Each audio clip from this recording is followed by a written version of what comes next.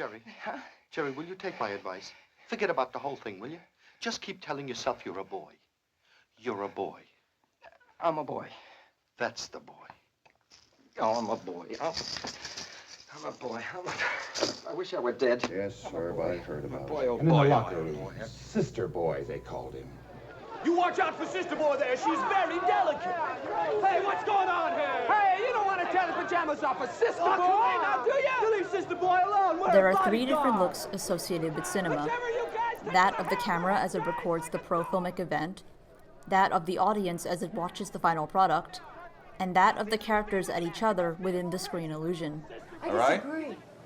You think we are doing that? No, I think that the basic premise is wrong, because I think that a director's film is his mind photographing the world. And I think if you say that you're going to show him what's in his mind or what ought to be in his mind, then you're taking away a director's film from the director. But he doesn't have to use any of this. No, he doesn't. He doesn't. But to See, and we're not clarify telling the him. action.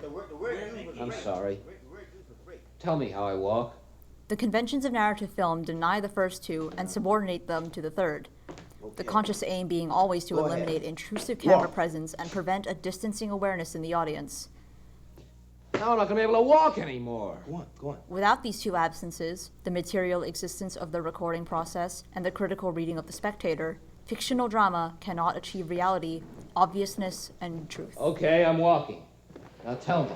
What's the matter now? How do they walk in these things, huh? How do they keep Well- their balance? Must be the way the weight is distributed now. Come on. It's I don't get so it. drafty. Well, sort of. They must be catching cold all the time, huh? Will you quit stalling? We're gonna miss the Well, train. show me. I feel naked. Oh, I I feel like can't everybody's do it. staring at me. With those Well, legs, then are you walk. crazy? Let me watch you. I never noticed how you walk. Okay. Excuse me. Russo calls for greater accuracy in the representation of homosexuals. But what is the truth of homosexuality? Whose experience is genuine and whose is merely a stereotype? Why valorize verisimilitude over fantasy in works of art? Why suppose that anyone would like homosexuals more if they could see them the way that they really are? Does the reality of gay people's lives necessarily make for good cinema? If someone made a movie about my life, I doubt I would go see it. Well, I suppose you think it's corny, but my mother gave it to me, so I have to wear it to please her. How do you do? I don't talk much. You go ahead and read. Thanks. Furthermore, the very notion of an image that is inherently homophobic or inherently positive strikes me as naive, since the political effects of an image are contingent upon the context of reception. Do you eat oysters? When I have them, master. Do you eat snails? No, master.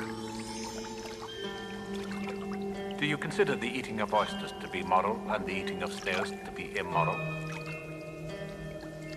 No, master. Of course not.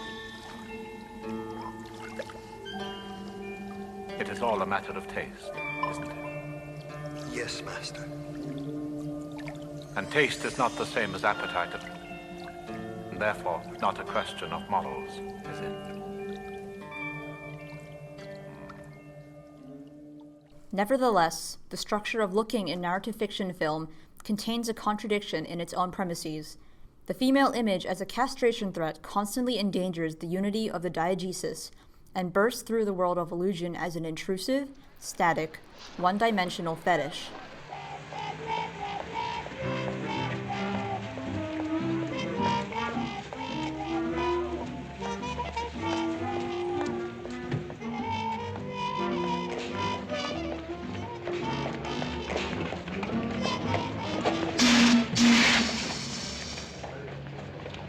Look at that.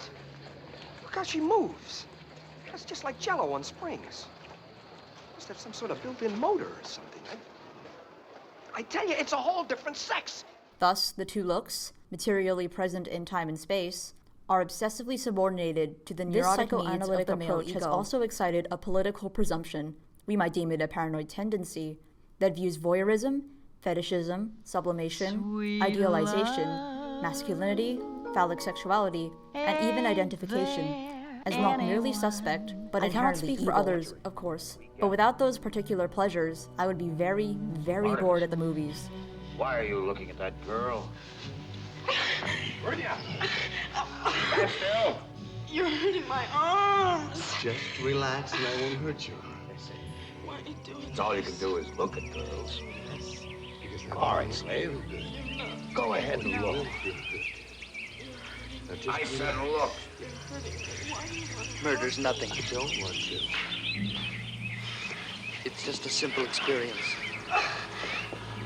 Murder and rape. You're gonna like it. I'm not gonna like it. You will You know what beauty there is in evil? Is there? Whether it's off Yes. camera, or whether it's among the crew, or whether it's being shot. You were to move now. Thematically, I mean, we should be constantly relating to Why don't you run? sexuality and sexuality. Is that what you want me to do? But anyway, the point is that, Yes. oh, here's that woman with the tits. You have to attack me, John. I don't have to do anything. Honey, you'll hurt yourself. If I attack you, it's because I choose. I can't watch this anymore. That's really the truth. The camera becomes the mechanism for producing an illusion of Renaissance space. The camera's look is disavowed in order to create an ideology of representation that spectator surrogates can perform with verisimilitude. Très tôt, il avait démontré qu'il n'y a pas d'image, mais seulement des chaînes d'images. Et que la façon dont on assemble ces chaînes, depuis le code génétique jusqu'à l'assemblage des R5 chez Renault, que cette façon même était une image. Était d'une certaine façon une image de la façon que nous avions de nous inscrire ou de nous faire inscrire au centre ou à la périphérie de l'univers. In short, we may not have exhausted the possibilities for psychoanalysis in a discussion of queer desire, but it is certainly not for want of trying. Indeed, film theory is one of the few fields in academia where Freud is still alive and well, where criticism sometimes becomes a mechanical process of exposing the traces of Oedipal conflict in a work of art. I am not saying that these theories are necessarily wrong or unproductive. Rather, I am simply arguing that their reliance on psychoanalysis as the only framework for discussing pleasure and subjectivity has sharpened our understanding and impoverished it at the same time.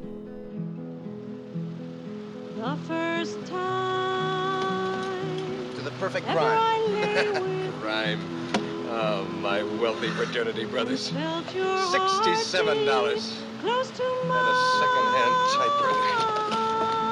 I told you to leave it alone. No, you were so scared you froze to it. It's the first time, Marty. The next time it'll be all right. If there is a next time. When we made the deal, you said you could take orders. You said you wanted me to command you. I do. As long as you keep your part of the agreement. And last till the end of time. You want me to order you to, Jim?